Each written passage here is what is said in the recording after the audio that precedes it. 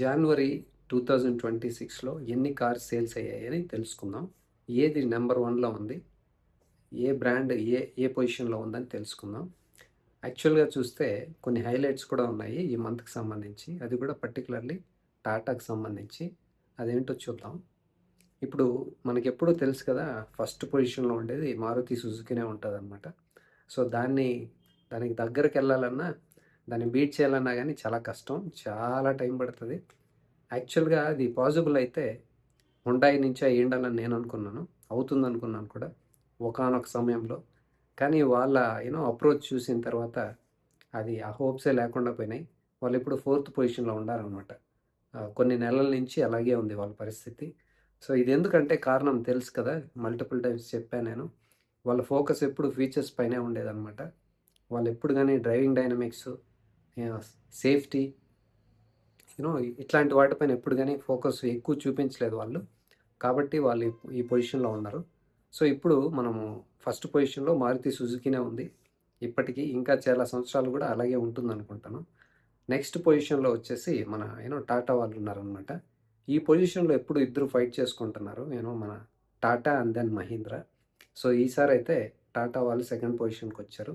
ఈ టాటాలో హైలైట్స్ ఉన్నాయని చెప్పాను కదా జనవరికి సంబంధించి. అదేంటంటే 70,000+ యూనిట్స్ సేల్ చేశారు. అండ్ దెన్ వీళ్ళకి హయ్యెస్ట్ అనమాట, ఇది హయ్యెస్ట్ ఇప్పటి వరకు. నెక్స్ట్ 4 years 3 months అయిందంట టాటా పంచ్ లాంచ్ అయ్యి. ఇప్పటికీ 7 lakh యూనిట్స్ సేల్ చేశారు వాళ్ళు. అదొక మైల్ స్టోన్ అచీవ్మెంటు. అంతేకాకుండా last month Tata Punch 19,000+ units sold అయినాయి అనమాట. ఇంకొకటి ఏంటంటే 23,000+ యూనిట్స్ నెక్సాన్ సేల్ అయినాయి. నెక్స్ట్ ఇంకొకటి ఏంటంటే ఇది టియాగో ఉంది కదా, అది కూడా ఒక milestone. 7 lakhs units sale అయ్యాయంట ఇప్పటిదాకా. సో ఇది టాటాకి సంబంధించి. నాకైతే ఒక పక్క ఆనందంగా ఉంది చాలానే. ఎందుకంటే ఒకప్పుడు చూసుకుంటే టాటా మహీంద్రా ఎక్కడో ఉండేటివి, ఏ ఎక్కడో ఉండేటివి కదా. సో మన ఇండియన్ బ్రాండ్స్ వాళ్ళు కింద నుంచి స్క్రాచ్ నుంచి బిల్డ్ చేసి ఇంత సెకండ్ థర్డ్ పొజిషన్కి వచ్చారంటే నిజంగానే great. At the same time వేరే వాళ్ళని చూస్తే కూడా కాస్త ఏంది ఇది అనిపిస్తుంది. ఉదాహరణకి మన హుండాయ్, మన హోండా, వోక్స్ వ్యాగన్, స్కోడా లాంటి, రెనాల్ట్, నిస్సాన్, ఎట్లాంటి బ్రాండ్స్ ఇవి, ఎట్లాంటి కార్స్ ఉన్నాయి వాళ్ళ దగ్గర, ఎన్ని పవర్ ట్రైన్స్ ఉన్నాయి కదా, ఎన్ని టెక్నాలజీస్ ఉన్నాయి. అబ్రాడ్లో అన్ని బాడీ స్టైల్స్ ఉన్నాయి, పవర్ ట్రైన్స్ అన్నీ ఉన్నాయి. కానీ ఇండియాలో చూస్తే ఇక్కడ ఉన్నారనమాట. సో ఇది ఏందో అర్థమే కాదు అసలు.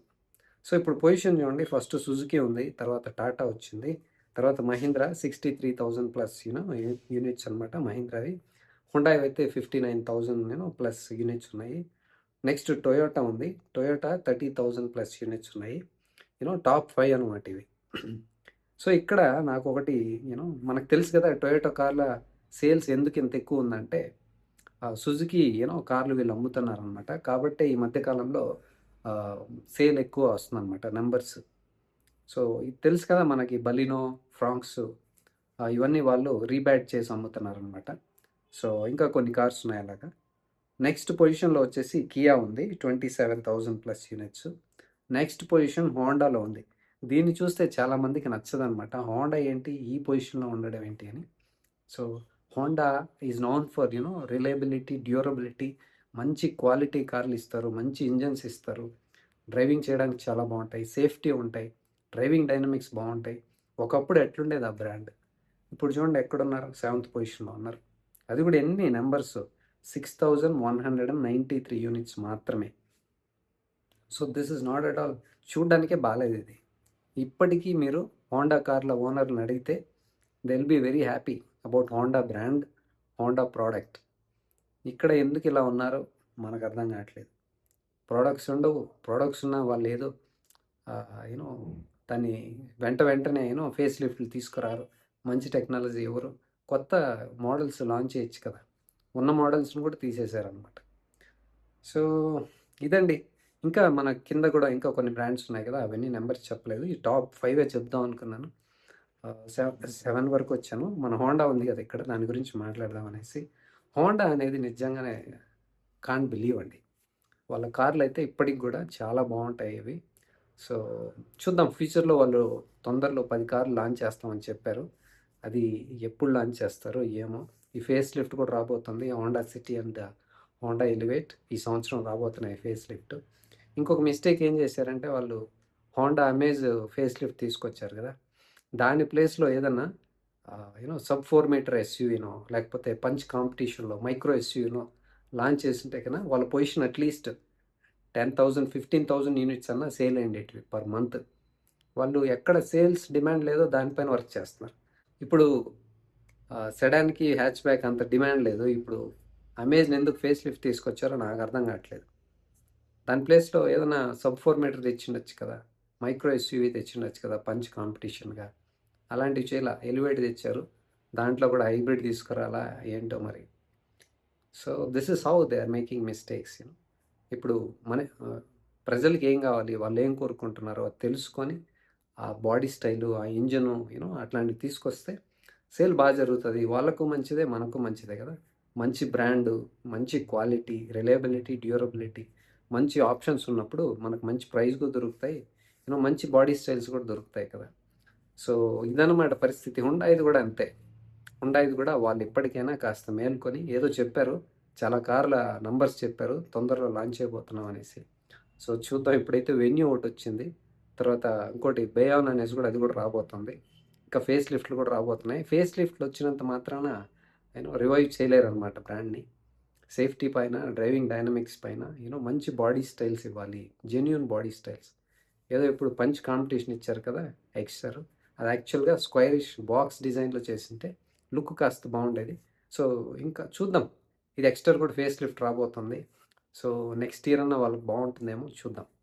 సో ఫైనల్లీ గుడ్ పాయింట్స్ ఏంటంటే మన ఇండియన్ బ్రాండ్స్ టాప్ 2లో ఉన్నాయన్నమాట. టాప్ 3లో ఉన్నాయి. సెకండ్ అండ్ థర్డ్ పొజిషన్‌లో. Very good. At the same time మన వాళ్ళు కాస్త ఇంకా కేర్‌ఫుల్‌గా ఉండాలి. ఎందుకంటే ముందే వాళ్ళ దగ్గర వాళ్ళ పైన కొన్ని కంప్లెయింట్స్ ఉన్నాయి కదా! ఫిట్ అండ్ ఫినిష్ బాగోదు, క్వాలిటీ ఇష్యూస్ ఉన్నాయనేసి, reliability issues, durability issues, after sale service issues కదా! ఇలాంటివి పట్టించుకొని ఇంకా కాస్త క్వాలిటీ పైన క్యూసీ పైన కాస్త ఇంట్రెస్ట్ చూపించి ఆర్&డి కూడా కాస్త యాడ్ చేసి ఇంక పైన ఫ్యూచర్లో వచ్చే కార్లలో ఏ సమస్య లేకుండా ఆఫ్టర్ సేల్ సర్వీస్లో సమస్య లేకుండా చేసుకుంటే మనకే మంచిది కదా! మన బ్రాండు మన ప్రజలకే మంచి క్వాలిటీ ప్రోడక్ట్స్ ఇస్తాము కదా! సో కారు కొన్న తర్వాత కస్టమర్ కూడా హెడేక్ లేకుండా పీస్ ఆఫ్ మైండ్ అనేది ఒకటి కావాలి కదా! కారు కొన్న తర్వాత అది కూడా ప్రొవైడ్ చేస్తే చాలా బాగుంటుంది. పైగా వాళ్ళకి ఇప్పుడు ఇంకా సేల్స్ ఇంత నంబర్స్‌లో పెరుగుతున్నాయి కాబట్టి ముందే వాళ్ళు ఏం చెప్పారంటే సేల్ అనుకోకుండా చాలా పెరిగిపోయింది. మాకు సర్వీస్ సెంటర్‌లో సమస్య వస్తున్నాయని చెప్పారు. ఇప్పుడు ఇంకా సేల్స్ పెరిగిపోతున్నాయి.